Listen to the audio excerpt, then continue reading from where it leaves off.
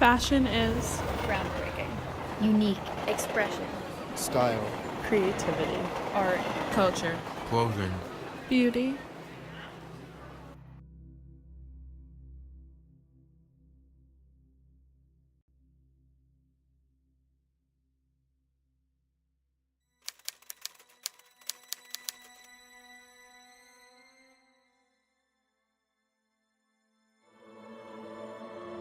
Fashion is what's happening around us, what is happening in the larger industry, and sort of the look of everybody. I think that pertains more to like the general masses and the public. It can encompass so many things because fashion can involve trends very often.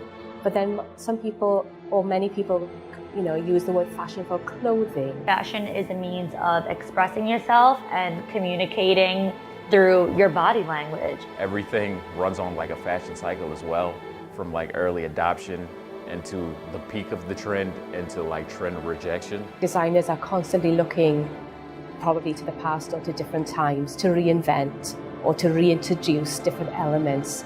There's nothing that I really want to see come back now. It's just a matter of when will it come back. So there's a lot of things called fast trends where they pop up in H&M, Forever 21, Top Man, shops like that, and everybody will have the same thing. That's why we have brands and stores like Forever 21 and H&M and ASOS that are like these cheaper, lower stores that are coming out with new things every single day because they follow the trends constantly. Trends that stick around evolve into style and evolve into fashion, so their vocabulary or their definition sort of changes. Kate Moss in the 90s was rocking a slip dress to the club, and now that's how women dress today, wearing that out in public. Something that is seen as like lingerie or loungewear. That's where the trend became a piece of fashion and became a style that people really felt connected with them. Just as history repeats itself, fashion repeats itself. So fashion is just a form of history. Art is the expression of human creative skill and imagination.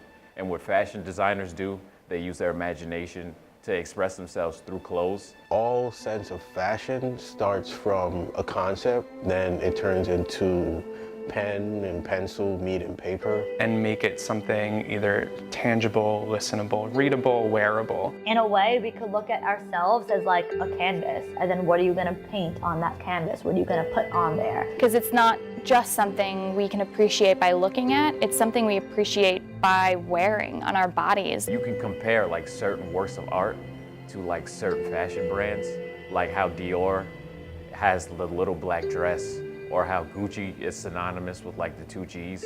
Those are like cemented in time. Virgil, Off-White, I think what he does, taking, signs and symbols from architecture and applying that to clothing, that in itself is art. Some of these things that are on the catwalk in Paris and Milan, they may not necessarily be wearable, but they give the fashion designer an opportunity to express themselves and make an art statement. Rick Owens, who will send his models down the runway like suspended from the ceiling in like body paint and like drapes. And it's fashion, but it's not something that you would see on the street. It's more so for the eye. Obviously in the markets, where fashion is more commercial, these things have to be, in a way, adapted to be more wearable. There's something living and breathing about fashion that is the art form we live our life in. I've always been interested in fabrics and patterns and colors. And if I feel a fabric or look at its color, it often gives me an idea of then the silhouette for the garment. And also color in itself, just using colors against one another that complement each other. So I love the creative process from starting with an idea or a few elements or a piece of fabric or a little color or a motif and bring those elements together to create a final result. For me, it's like being like an artist onto a canvas.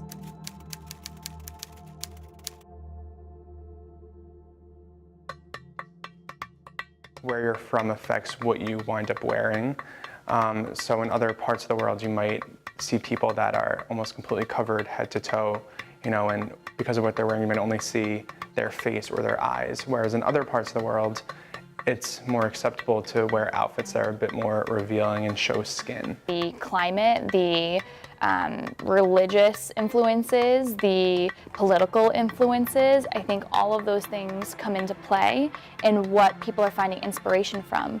A lot of fashion designers pick up what's around them. Most times when we have African influence on clothing, it's from European designers going to Africa and trying to mine for actual influence. Designers now use a lot of, they get away from the culture of it and just go to textiles and materials.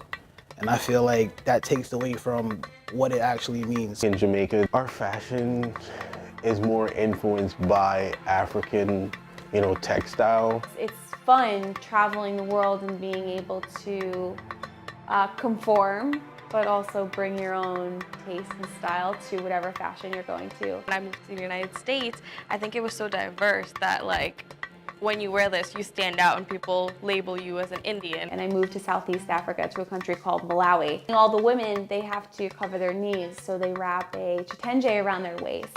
And a chitenge is this bright piece of fabric, usually about 2 meters long. People want to wear this and people want to do henna, they want to wear bindis, and I think it's so cool because in a way, fashion is bringing us all together. When you think of reggae, you think of, red, gold, green, so those colors are pulled from the African textile. So we'll always have a streamline. European fashion is taking over more Hollywood and red carpet. A lot of people are leaning towards the slimmer suits, slimmer dresses with cutouts and stuff. That's a lot of European influence. A lot of designers from Europe come over, and they have a big influence on the fashion world. There's a lot of different cultures that utilize fashion to censor, to be a form of censorship. Fashion for men and women are becoming more like unisex, more similar, and it reflects more of the equality between men and women. Fashion is recognizing culture, is celebrating culture, which is huge, and I think a really new vision for the entire fashion industry. Another part of culture affecting fashion is, I think that pop culture affects what we wear. So I think that you see the magazines and you see the news and you see the celebrities and the pop stars and the actors and the actresses wearing certain things, and then you look at them and say, I want to wear that. Artists have always, rap or sing about these elite brands that they like. The collaborations, it's two worlds colliding, and it's actually making a huge movement. Fashion brands give clothes to music artists when they're going on tour. And now with the internet, with Instagram and Twitter and things like that, they'll tag whatever brand made whatever shirt that they have on. Steve Madden and Cardi B just collaborated, and that all stems from just the fact that she, rap about, her favorite, heels or clothing, and that brings a lot of attention to the brand. Also for stores like H&M and things like that, they have celebrity endorsements or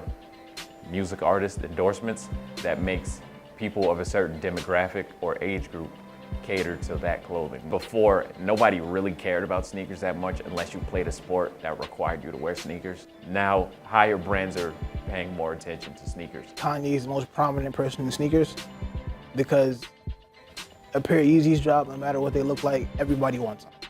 It's great that people are taking an interest into it, but it's also causing more people to resell them at a higher volume. That makes it unfair for the little man who is a fan of Kanye West and could afford it for $200 but didn't get it in time. So now, they probably have to sacrifice more to get it at a higher price. Sneakers now seems like it's a door opening to everything else. So Rihanna just started out with these Puma shoes, but now she's in Fashion Week showing whole collections. We're going in a better direction, so it's more versatile. I think fashion is everywhere, and it's what's happening constantly. Style is so personal. It comes down to your personality, your geographic location, your interests, your job. We could be wearing the same dress, but you could be wearing it with combat boots and I could be wearing it with stilettos. Fashion is more conformity, and your style allows you just to be an individual. There's like an old saying that says, fashion fades, but style is forever. So fashion will tell you what's cool to wear now and like how to wear it, but style is how you put your twist onto what's cool now and what was cool and how good you make it look. Style is definitely an individual thing. I think fashion definitely forces you to conform. But if you follow trends too much, you're forced to conform into whatever it is that somebody, a higher power or somebody higher up likes. The way the fashion industry flows, it's kind of we're conforming to the creativity of others. Fashion does create an opportunity for people to follow a trend and to feel maybe included in a group. Fashion and style can be intertwined. One can't express too much style without fashion or clothing.